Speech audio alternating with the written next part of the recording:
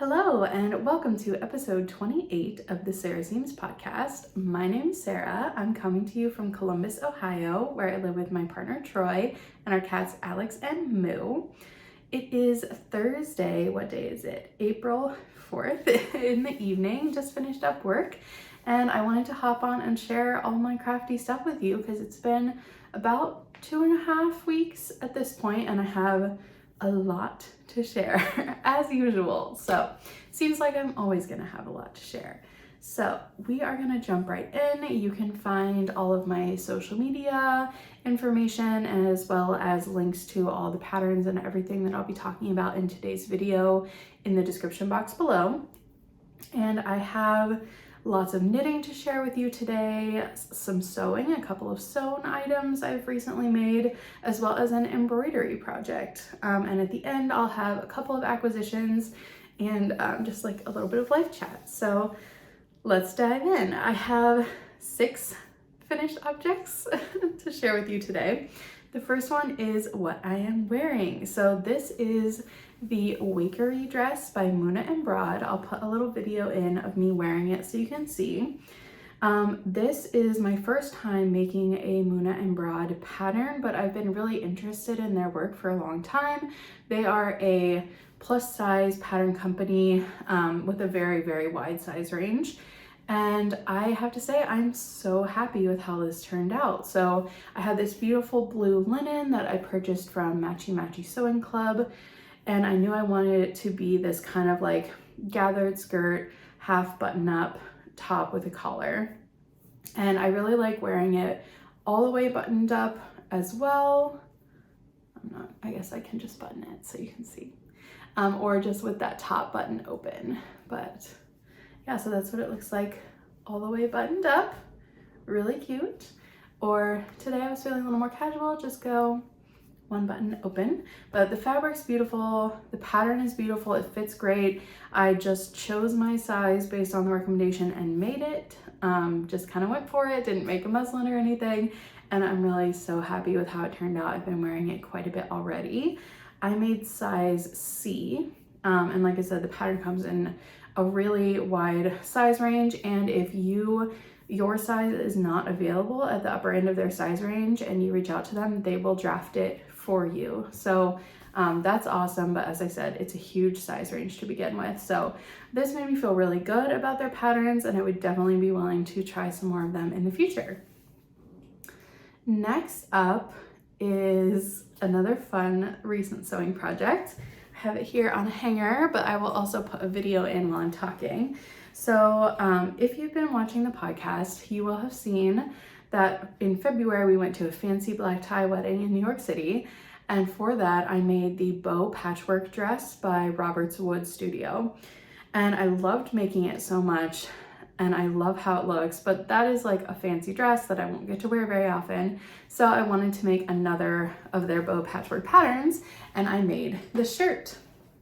So this is unbuttoned right now, but you can see I basically I went to the thrift store and I found 5 men's shirts, men's button-up shirts in these just like various plaids in these light colors and stripes, and I mashed them up into the bow patchwork shirt.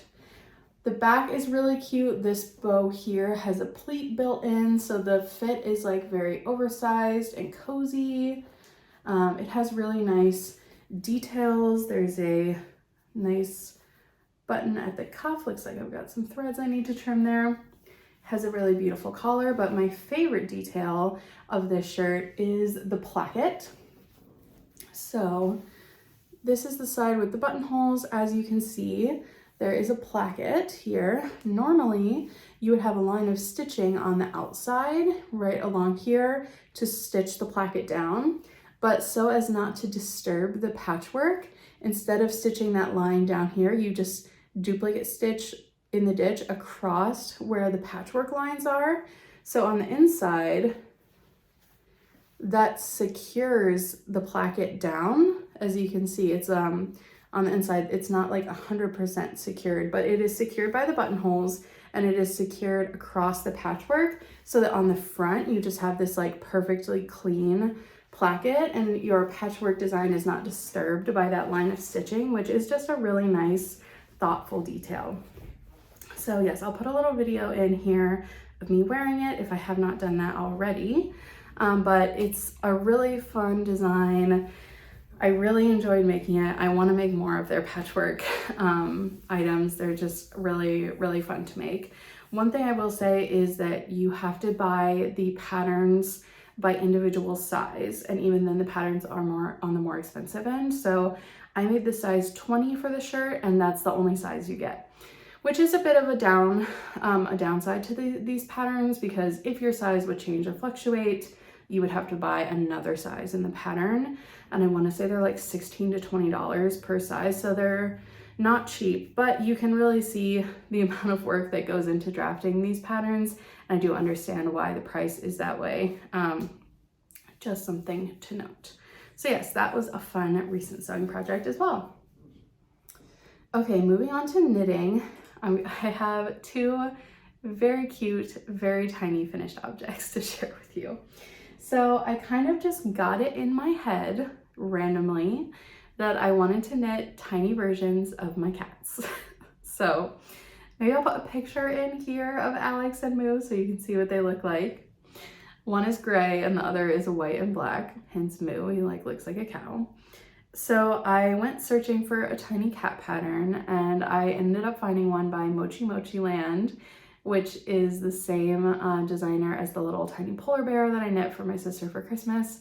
And so I knit the tiny cats. So here's Alex. I don't know how I'm gonna be able to show these. There he is. It's so cute. He's just like a little bean. There's his little face, the little ears. Very cute. And then here is Tiny Moo. I have to say Tiny Moo, I think, is a little bit more accurate. Like he was a little bit more labor intensive with the color blocking, but I think he's so cute. So yes, these are my tiny cats. And the yarn is just some Knit Picks stroll scraps that I had around. I just think they're adorable. And I'm probably gonna take them to work and have them in my office. Again, I don't know how to show these, but they are very cute and tiny. This one turned out much bigger because I think I just put way more stuffing in it, but in reality, Alex is bigger, but Moo is more of a chow hound, so it kind of feels right. Anyway, tiny cats. All those Mochi Mochi Land patterns are really fun to knit. I think those took me an hour and a half each to make with all the finishing and everything, so they're just really fun, quick little projects. And now I have tiny versions of my cats. Okay, next one. This was a true labor of love. So I started these in February. You may remember a few episodes ago, I had finished the first of my Valentine's doodle socks. So this is just a plain vanilla sock, 72 stitches. The motifs are from the Valentine's Doodle Decks by Pacific Knit Co. And the yarn was a 6-pack of minis from local dyer Dye Mad Yarn that were all wine inspired colorways. So yeah, this was the one I had finished first. And then I did basically just start and finish the second one. I busted it out in 3 days because I just wanted these off the needles. Here's the second one. So it is kind of inverse of this one. So this one where I could just reverse colors, I did. So the cuff, toe, and heel colors are the same. And then within the motifs, I just kind of did a positive and negative, which I think turned out really cute. They're still friendly, but they're not twins. The second sock is much larger than the first sock. So let me show you with the second sock behind. I tried my best in blocking to get them to even out, but you can probably still see, especially in the foot, that second sock is quite a bit larger. And I think a couple of things happened. So I had a fairly long time between knitting the first sock and the second sock. I think I just can't do that with colorwork socks because my tension loosens up significantly, I think, on the second sock. This has happened to me before with colorwork socks. So it's something I just need to be mindful of. And I do think if I had started knitting this pair right away, I would have been able to remember that tension a bit better. So yes, that is something I need to work on. I think also in this section in the foot, I was consciously making my tension looser because I had run into some tightness in those 3 color motifs. So this one just turned out a lot longer. The other thing is I kind of forgot I was doing a 72 stitch sock. So on the first one, I went down to only 14 stitches left for my toe and my afterthought heel before doing Kitchener. And normally I go down to 12. So on the second sock, I forgot that I had done 14 instead of 12 and went down to 12. So the toe and the heel are 4 to 5 rows longer than they are in the first sock. So also the ribbing's a lot longer. I don't even know how that happened. So what I've learned is I need to take better notes when I'm not using a pattern, because otherwise I think these would have turned out just, I mean, holding them like this, you can definitely tell this one's a little bit bigger, but it's whatever. They both fit fine. I think I'll still wear them around the house. It's just kind of funny, like especially at first how much bigger like before blocking the second one was, but I'm really happy to have these finished and off the needles. You would think that this would take so long to knit this color work, but it's so addictive. You just kept, especially something like this where like every motif is different. It's like so potato chippy, like you just want to keep going. So yes, overall, I am very pleased with how these turned out. I think they're super fun. I would definitely knit like maybe another pair next year. I feel like I could reuse those doodles like every year and make a fun new pair of Valentine's Day socks. I might pick fewer 3 color motifs next year and like some easier ones. But I think I kept all the doodles and I'll definitely be able to use them again. So just to quickly show you all the motifs that I used, there was this heart motif. There's a swan motif, some little flowers, the heart-shaped sunglasses, which are really cute, X's and O's, the wine bottles, which I had to have because I love wine, and they're the wine-colored yarns. Another little floral motif. Oh, I'm just realizing that's the join the beginning of the round. The little love letters are really cute, and then this says I heart you. So yes, very fun. Only finished them like a month and a half late, no big deal. But happy to say that they are done and I will be able to wear them next year. For now, they're gonna go in my box of socks.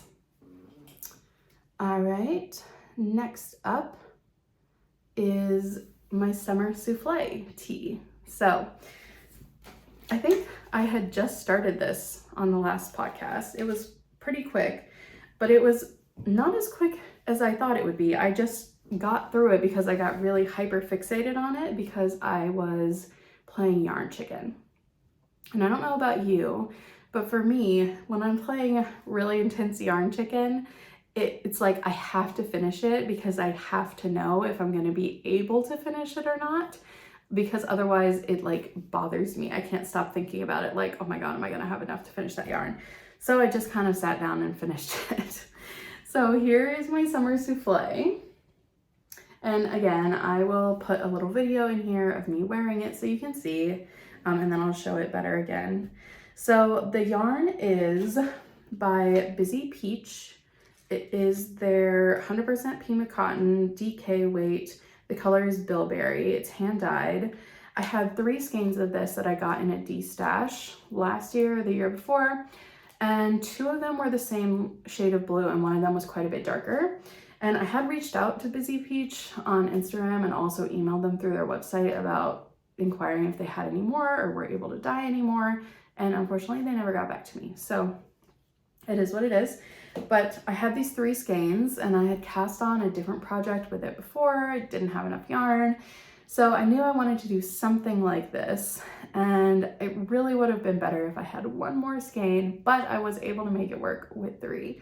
So what I did was take the darker skein and I used that in the yoke above the ruffle. So I had just enough for that. And then I also used it for almost the entire ruffle, except like the very last bind off row of the ruffle. So here's that.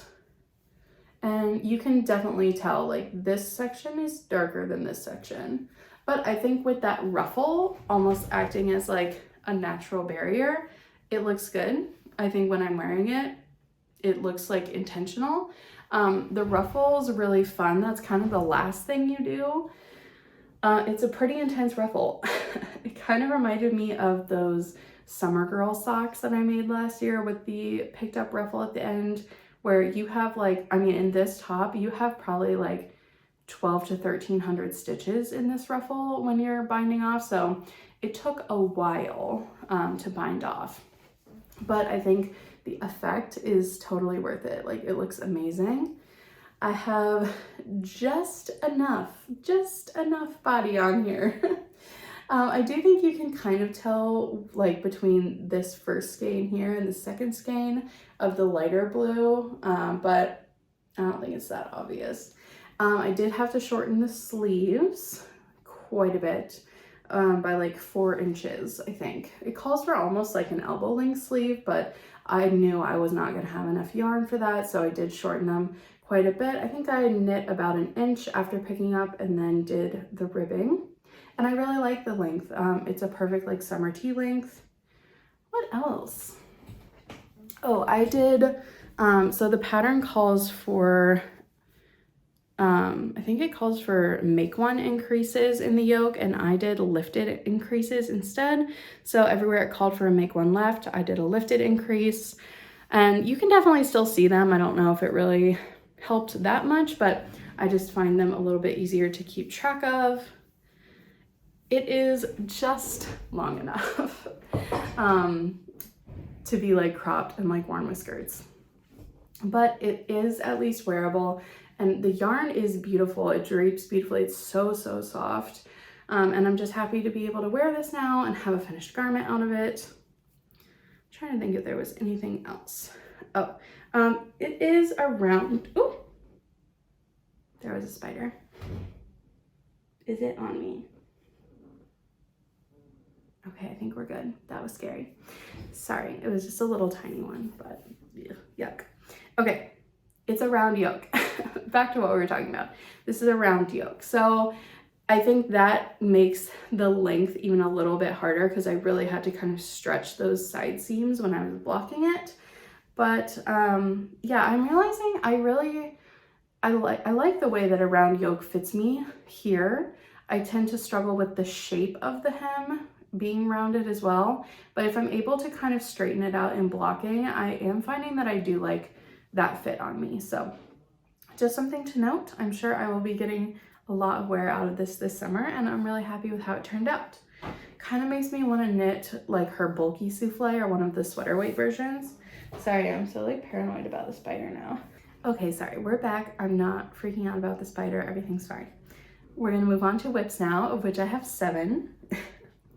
The first couple are socks. So I am working my way through Summer Lee's new book. Where'd it go? I thought it was on my shelf. The Sock Project. And she has a bunch of basic sock recipes at the beginning, and I'm just kind of working through those as like a crash course refresher and just to try all the different sock techniques. So I did finish the first one that I've been working on, which I can't remember if I had this done last time or not, but this is basic sock number 1 from her book, which is just a top-down heel flap and gusset. Here it is. It just has this little bit of contrast at the top, a little 2x2 rib cuff, heel flap and gusset, which does look very tidy, foot, and then a regular decreased toe. This yarn is really beautiful. The variegation is lovely. That main colored yarn I'm using is MJ Yarn's Sophista Sock in the color Purple Moss, and I picked this up from Pike Place Market in Seattle. Here's what it looks like in the ball. And it is like a tencel blend, which is interesting. It is 75% superwash merino, 15% nylon, 10% tencel. The contrast color I'm using is Lang Jaw Wool, just some scrap that I had. I cannot remember the color name. And really the update here is just that I have started the second sock. And here's what I have. I have just about finished the heel flap, and I will be starting the heel turn and the gusset soon. So I think I will hopefully have those finished by the next episode. Also, I am keeping this in my Japanese rice bag, which I purchased from a local project bag maker, and I love this bag so much, and it's going to be coming back up later in the episode. So I'm just going to set it over here so I can easily reach it. Next is the second pair of basic socks from Summer's book. This is the Afterthought heel. So this was an interesting sock for me. So my friend just came to visit and she taught me how to do a magic loop, which had just eluded me until she sat down and showed me how to do it. And I'm so thankful that she did that. And I have finished the first sock using that method. And here it is. So we started with the Turkish cast on and did the toe in this pretty mauve-y contrast color. This is also Lang Jawbul. I also don't remember the color name. Sorry, I don't have the ball band anymore. But this main color, this really pretty stripy neutral is, let's see. Oh, here it is. This is Universal Yarn Sugar Sake. The color is Spun Sugar. And this is also an interesting blend. It's 50% superwash merino, 25% bamboo, 25% nylon. So I'm using a few different sock blends, and this one, it is very cooling. Like I feel like these will be really nice for summer, for spring and summer. So yes, I knit the sock. And one thing I'm trying to work on with these socks as well is knitting them to the correct length. So last year, a lot of my socks ended up just like a smidge too short in the foot. Like I can still wear them, but they do tend to like slip down a little bit more than I would like. So using the recommended measurements and method in Summer's book, I calculated how long I needed this foot to be using the Afterthought heel method, knit it to that length, knit the recommended number of, amount of leg stitches. And this just has like a little tiny ribbed cuff, which is really cute and kind of different looking. And it's too long. So yeah, that foot is really, really long, which is funny. I feel like I can't just like figure out the right thing. So my foot is about 10¼ inches long. Like I have fairly large feet. I wear about a women's US size 10. Like sometimes I can get away with a 9½, but usually a 10. And so I was starting off with like, instead of 10¼ like 10 as the measurement, because I know I want at least a little bit of negative ease, right? And previously I had been using 9 inches, which was resulting in socks that were too short as my like starting point. So I was like, let me try 10 instead. So I took 10 inches, I subtracted, what did I do? So the toe and the heel each account for about 1.5 inches. So if I took 10 inches and I subtracted 3, that got me to 7. So I knit 7 inches of foot, plus 1.5 inches for the toe, plus 1.5 inches for the heel, gets me to 10 inches, which is slightly less than my foot measurement. And it's just too long still. So I think the sweet spot, like when I put it on, I can kind of scrunch up and pinch out about 1/2 inch from the foot. So I think the sweet spot for me is going to be a starting point of 9.5 inches, which gives me about 3/4 inches of negative ease in the length of my sock, which is, I should have known to like go by baby steps and maybe only go up 1/2 inch instead of going up a whole inch. So hopefully that all makes sense to you. But basically what I'm getting at is that these are about 1/2 inch too long. So I think I have figured out that my Goldilocks foot length measurement is 9.5 inches, even though my actual foot measurement is 10.25 inches. So the next one of these, I will knit the same because it would bother me if they weren't the same. But the next pair of socks, I'm going to start with that 9.5 inches. So they still fit. I can definitely still wear them. There's just a little bit of extra fabric on the foot, and that is totally my own fault. So I have yet to cast on the second one of these, but I will probably do that in the next week or so. I'm running out of space to put things. Okay, next is a whip that I'm really enjoying. So this is my Melt Shawl by Andrea Mowry, and this was kind of a spontaneous cast on last time. I think I had told you guys that I heard Andrea talking about it on her podcast and just kind of decided like I wanted to knit it right now and happened to have some yarn in stash. So let me show you the yarn I'm using first. This first one, where is the ball band? Is this purple is my main color. It is Julie Asselon Lizu DK, 90% superwash merino, 10% silk. The color is Jardin des Tuileries. It's very pretty. My contrast color, my B color, is this really pretty rust. And this is Madeline Tosh DK Twist. The color is Canyon Bends. It's 100% merino. And then my third contrast color, color C, which the pattern calls for DK again, but I am using Surrey Held Double, is this really pretty variegated Surrey. It has like a dark raisiny base with lots of like color pops. This is Frogget Yarns, which is a yarn truck based out of Pennsylvania. It is their Surrey Silk Cloud Base, 74% baby Surrey alpaca, 26% silk, and it is the color Outlander. So I'm holding that double. And I made a lot of progress on this. So let's see if I can show you. When the shawl is too big. Okay, here it is. So I think last time I was about like here. I don't know if I had even done the first lace section. So there's the first lace section. Then you've got more stripes and brioche. Here's the second lace section. And I'm now working on the final section. So I'll have stripes, so I'll have stripes, brioche, stripes again, and then the border. And I've already finished the first group of stripes. So yeah, it is a really fun, addictive knit, I have to say. I don't have needle stoppers on here, so I'm trying not to lose the whole thing, but it is really enjoyable. I'm really liking how these colors are playing together.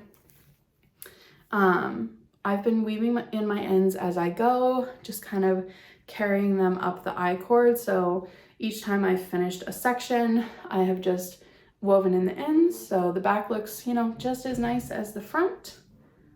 And yeah, it's just a really fun, fairly meditative, like, you know, you really only have to look at the pattern maybe for like the brioche section and the lace section, but those sections are really small, and then it's just a lot of garter, and it's really fun. I'm really enjoying it. So yeah, I could definitely see making another one of these in my future. I have a feeling this one might end up being a gift. And yeah, I've just been loving it. I can't wait to block it and see how it grows and how this is gonna drape beautifully, I think, because of all the silk content in my main color. And yeah, I think I might be finished with this by the next episode as well, just because this has been the thing that I just keep reaching for. Like, I don't want to put it down. It's very enjoyable and I am loving it. So, Melt Shawl by Andrea Mowry. It does come in 2 sizes. I'm making the smaller size. I think that's the one she was wearing in the pattern photos, and it looks plenty big to me. So, and I also only had enough yarn to make the smaller one. So, okay, whips are going on the ground now. I've run out of room. Okay, what's next? Oh, a new cast on. Yay! Is this my only new cast on? It might be, aside from my embroidery project. So when we were in Chicago about a month ago, my friend and I went to both my friends, but only one of them is like into yarny stuff now. We went to Nina Chicago, which is an absolutely beautiful yarn store. If you ever get the chance to check it out, I'd highly recommend it. and I wanted to make something for her son who is turning 2 this summer. And we decided on the Hannah cardigan. I'll put a picture of it in here. I'm so sorry, I forgot to write down the designer's name, so I'll put that on the screen here. It is just this really sweet little half fisherman's rib cardigan. It's available in sizes from 6 months to 12 years, which is a 23 to 36 inch chest measurement.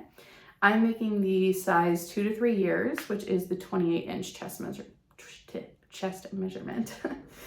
And since my friend was there with me, we picked out some yarn together. Hi Mariah, if you're watching. And we picked out this, which is Sugar Maple on the Priestess base by Ritual Dyes, which is their DK weight base. It is 100% superwash fine merino. So I definitely always try to do superwash or acrylic blends for kiddos' garments because they need to be machine washable. But yeah, this is just gonna be such a cute like fall little old man looking cardigan. So I cannot wait to finish it. And I just kind of impulsively cast it on the other day and it is flying by and it's so stinking cute. So here's what I have. It's so tiny. This yarn is knitting up beautifully. So you start with the back panel. Just look at how the color is knitting up. It's so gorgeous. I'm really, really thrilled with it. This is half fisherman's rib. So you're knitting flat, but in half fisherman's rib flat, that means you're just plain knitting every other row, every wrong side row. So it works up really, really quickly. You can see that beautiful texture. Once you finish the back, you then pick up the fronts and you make the front little V-neck panels, which I just finished, and I just joined in the round. So just starting to work the body now. Again, we're still working back and forth. I'm gonna knit the body, the ribbing, and then the sleeves, and then I'll be picking up for the rib knit button band. So the pattern does come with 2 different options, which is nice. You can knit with fingering and mohair combo, or you can knit with just DK. There is also a double knit button band or a rib knit button band. I'm gonna do the rib knit version like in the picture that I shared, but yeah, I just can't get over this texture. It's so nice and squishy. And I think the yarn is just knitting up beautifully. Like the distribution of color is very nice. And I have not even gotten through one skein yet. I bought 3. I don't think there's any way I'm gonna use all 3. I'm probably only gonna need 2. And then if I have an extra one, I will either make some socks for Troy or maybe a little matching hat or something. I don't know, TBD, but I think this is gonna be really, really cute.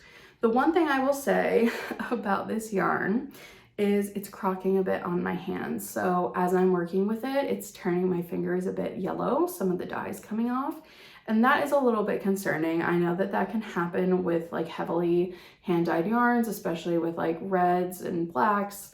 But it does just mean that when I go to block it, I'm gonna need to wash it really thoroughly to make sure that there's no extra dye in it. I'm confident that it will all come out. I just don't wanna run the risk of this like turning the recipient like yellow, which I don't think it will. It's very faint. Like you might even be able to see the tips of my fingers there are just like a little bit yellow.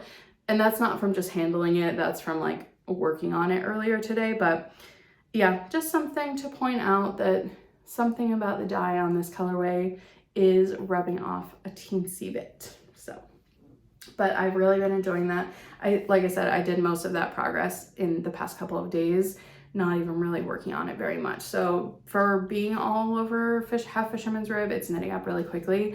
And I'm finding it such a like enjoyable rhythmic stitch. I actually have, I'll show you in the acquisition section, some other yarn I recently got. And I think when I'm finished with this one, I'm gonna cast on another one right away for my other friend's son because I'm just really enjoying it so much. And then I might have to make one for myself, like a season's cardigan or something. So yeah, that's been a very fun new cast on. Next is the poetry sweater, which I'm just gonna flash this because I didn't make a ton of progress on it and I can't remember how much I had done on the last episode. But I have made a little bit of progress on it. So here's where I'm at. This is the Poetry Sweater by Sari Nordland. The knit along that she's currently having for the poetry patterns ends in 15 days. There is no way I'm gonna have this done in time, and I don't wanna rush to do that. So I'm just taking it as a win that I got this much done. All the yoke is done, the neckline is done. And I have knit a couple of inches on the body, and that's really the only update from last time. I love the color. This texture is just unreal. It is gorgeous. So yes, I did make a little bit of progress on it, not a ton, but I will keep on working on it. This might be a little bit more of a long-term project. Like, I kind of can't believe I got the yoke done as quickly as I did. But I want to make sure that it's not too cropped and it has like a nice body length, and it also has full-length sleeves. So not gonna rush and stress myself out trying to finish that by the 19th, but I am really glad that I've made this much progress on it, and I'm still really, really enjoying it. This pattern is available up to a 66.25 inch bust. I'm making size 5, which is about a 50-inch bust, giving me about 6 inches of positive ease. Okay, next is an exciting update. So this was a long slumbering whip. I can't even remember the last time I worked on this. This is my Yoon sweater. If you've been around for a while, you might remember this, but it's been a while. I was actually planning to hibernate this project. I was doing a little bit of like craft room cleanup, and I was getting ready to put this in a bag and store it. And I started feeling the yarn, and I was looking at it, and I tried it on, and I was like, oh my gosh, I want to finish this right now. Like, why haven't I been working on this? So I decided I'm just gonna prioritize it and finish it now before it gets like really, really hot out, and I don't want to carry this heavy sweater around. And I've made a lot of progress, so let me show you. First of all, the yarn I am using is Durero Natura's Gilead, which is their worsted weight base. The color is Cacao, which was a new color they had last year, 2 years ago. It's this beautiful, rich, dark brown, and I am still just in love with it today as I was when I bought it then. It is a beautiful, beautiful, dark neutral brown. And here's what I have. So I finished the body. So when I put it away, I had all the yoke done. The collar was done, so it was done to about here. And then once you finish the body, you start knitting the front and back panels, ribbed panels, flat because there's a big split hem at the side. And I had knit about less than half of the ribbing for the front panel when I was planning to hibernate it. And since then, less than a week ago, I have finished both the front and the back panels. So I think the reason I stalled out on this was because this amount of ribbing just was like a little bit daunting at the time after having knit the whole yoke and the body. I think I was just like, oh, that's so much ribbing, you know? And I think maybe I did just need a break from it. But now coming back to it, I was just so excited to finish it. Obviously this is not blocked yet, so like these are gonna look very different when they're blocked. They're really pulling in a lot right now. But yeah, I'm so excited to finish this. I'm standing up a lot today. It's just a big one, so it's kind of hard to show. I think it's gonna grow beautifully, block out beautifully, and I'm really excited. So I just have the sleeves left to go. And with it being worsted weight, I think they will go fairly quickly. I also don't even know if there's any decreases. It has like a fairly oversized sleeve. I love this yarn. It's so nice. I feel like this is one of my desert island yarns. I also knit the Dorney sweater in their Aran weight base, which is the same base, which I think is Serrano was the name of that base, but I love wearing that sweater. I'm gonna love wearing this sweater. I can already tell it's just so plump and soft. Like I love this color. Very, very excited to finish this. And I kind of can't believe that I left it for so long, but It is funny, like coming back to it now, I can see things that I have improved on as a knitter, like since I started this project. For example, on the back here, you can pretty clearly see where my beginning of round was.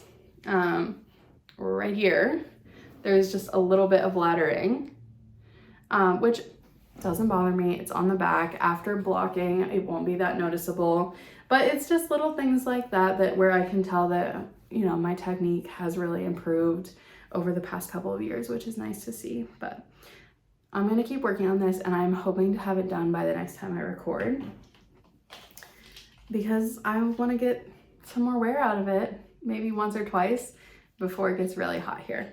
So, oh, now I've got a stitch marker hanging out the bottom. Oh well. So yes, that is an exciting update. I'm looking forward to finishing that one and being able to wear it. Okay, that's it for knitting. I have one more whip that is an embroidery project. So I'm keeping this in my Lock Knits project bag. Picked this up at the Moon and Yarn craft room when I was there for their grand opening last year. And so this is an idea that I have had in my mind for years and just kind of never got around to it until the other night. It's been a really busy time. I was feeling a little bit burnt out on all my projects, and I was like, I just need something different that is really mindless, and I can just like go, and it's something colorful.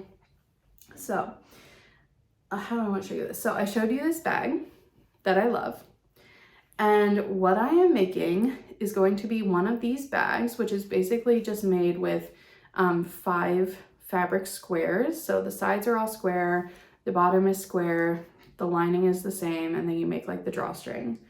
But I am going to be making them out of this embroidery. So I've always loved these little embroidered squares. They almost end up looking kind of like pyramid studs. You basically make these so these ones are 6 by 6. So here's maybe a good example. This is the amount of space they're filling up. You start here, connect here, here to here, here to here, and just continue going around one space at a time until you get these little pyramid shapes. But I've always just loved that texture, and like, I really love things in like that are in a grid or like uniform or like, you know, clean lines, like things like that are things that I love in art and painting. And so this just really like speaks to me as a mindless way to do embroidery without having to think too much about like, what color do I want on this flower, you know, things like that. So I just picked a bunch of random colors of embroidery floss and started making these little boxes. So I have colors picked out that will fill in like this first half of this top third, and then that'll be repeated. And then the second third will be the same order, but they'll be like shifted, and then the same for the bottom third. So I think that'll make more sense once I'm further along. But the plan is to make 4 of these embroidered pieces and then turn them into one of these bags. So it'll have the embroidery like all on the outside. We'll see how that goes. I mean, that's a lot of embroidery. That's like a long-term project, but I did this amount in like a couple hours of work, so it moves along fairly quickly. But yeah, I think that's gonna be a really fun. I really enjoy projects like this where you don't really have to think about them. There's no pattern. You can just kind of do. It's very small, easy movements. Like, it's kind of a nice palette cleanser project. So that'll be an ongoing whip. I also have put a little bit of work in on my Fortuna's Wheel pullover and my crochet granny stripe blanket. However, I'm not going to show those today because I didn't make like significant progress on them.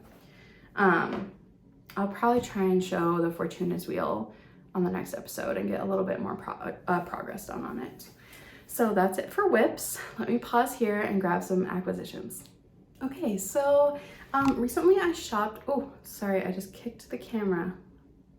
If you saw like weird movement. I feel like I'm a little rusty today, but who knows. The weather is also doing weird things. The light is changing a lot, so I apologize if the lighting's a bit off, but we're just doing the best we can. So I shopped a couple of Instagram de-stash accounts lately, just trying to build up my sock yarn stash a little bit and see what else was out there.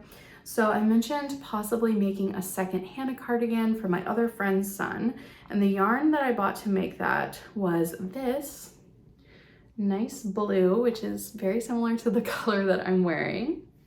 It is Haydenville DK Base by Valley Yarns. This is from Webb's. It's 60% superwash merino, 40% acrylic, and it's really, really soft. I feel like this is a perfect blend for baby knits, which is why I bought it. And it's just a nice, easy, pretty, like colonial blue, basically. That is the name of the color, actually. Colonial blue. Yeah. So I have quite a bit of this. I think I have like 12 balls or something. So I think once I finish that Hannah cardigan, I'm gonna cast on another one for my other friend's son in this blue, and that'll be a smaller size. That'll probably be like the 1 to 2 year size, which will be even cuter and work up even more quickly. So I'm excited about that. So yeah, I have quite a bit of this. And then the rest is all some fun sock yarn from a couple of different de-stashes. So this one's wild. Whoa, look at that flashing. I don't know if it's gonna end up being a signed pooling or what. My guess is yes. So this is from Twink Knits, hand-dyed sock yarn, 4-ply, 80% merino, 20% nylon. It's just real fun. It has kind of this like grayish, light gray base, and then it has these like obvious hits of white and purple and pink. So just kind of an interesting, fun sock yarn. Next up, I guess I'm just kind of in a like mid-tone blue phase. I got this really pretty tweed from a chick that knits. It is the Donegal sock base. It is the color Blue Moon. And I think I was craving some tweed sock yarn because I've been knitting through Summer Lee's book, and she uses a lot of tweed sock yarn. And when I saw this one, I just kind of couldn't resist it. It's just a great color, and the tweed was really cute. 2 more.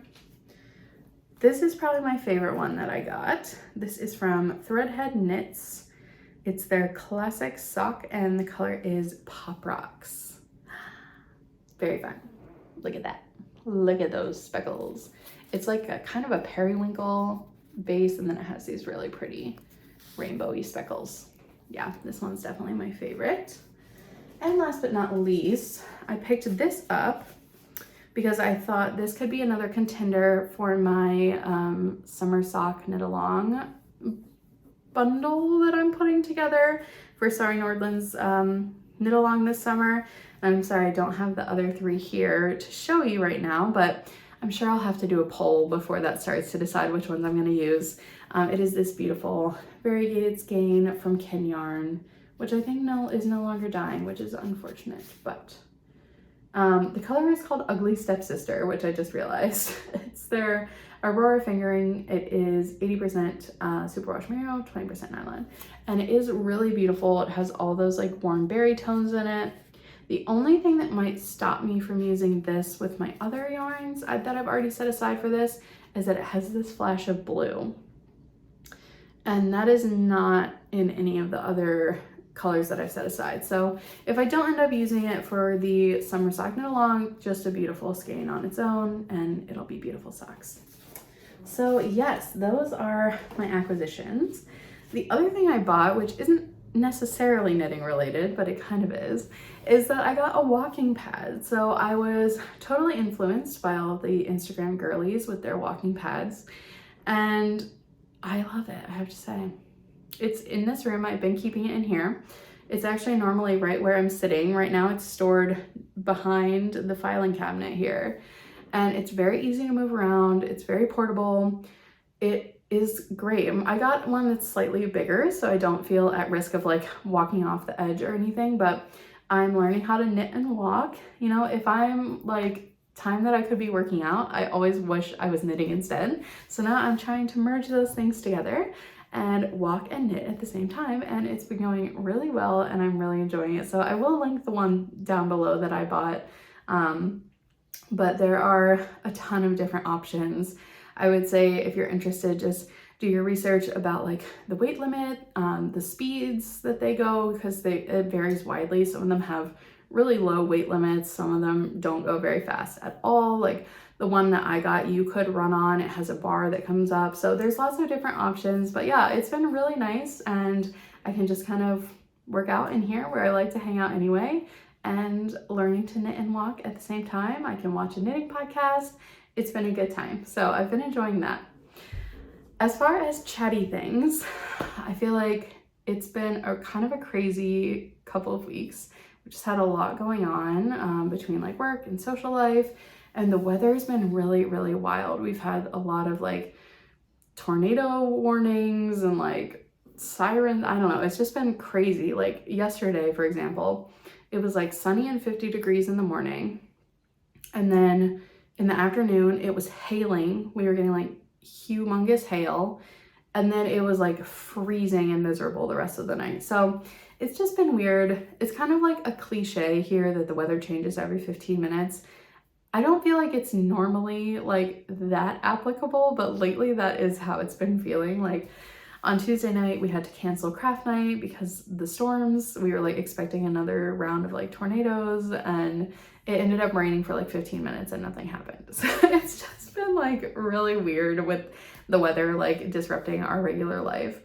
I'm hoping we can just like turn the page into spring at some point. We've had a ton of rain. There's like a pond in our backyard, which does mean we've had some ducks visiting us, which is cute, but it's been crazy. And then this weekend, I have friends coming to stay with us from out of town. So I am very excited about that, but it is going to be another crazy busy weekend. Oh, am I going to sneeze? It passed. Sorry. I think that's pretty much it. So I'm trying to get back to a little bit more of a regular, like closer to 2 weeks posting schedule, which I know I keep saying, but this time it was like 2.5 weeks. So that's good. And yeah, I'm just gonna keep on crafting, working on all these things. If you made it to this point, let's see, what should you leave me a comment about? I don't know. Just let me know like what you're let me know something you're casting on or something you're looking forward to making this spring. And yeah, with that, thank you so much for being here. If you made it to this end, to this point, please like the video. Please subscribe to the channel if you haven't already. Those things really help to grow the community that we're building here, and you know, YouTube loves all those things. So please go ahead and like the video and subscribe, and I will see you in a couple of weeks. Thanks. Bye.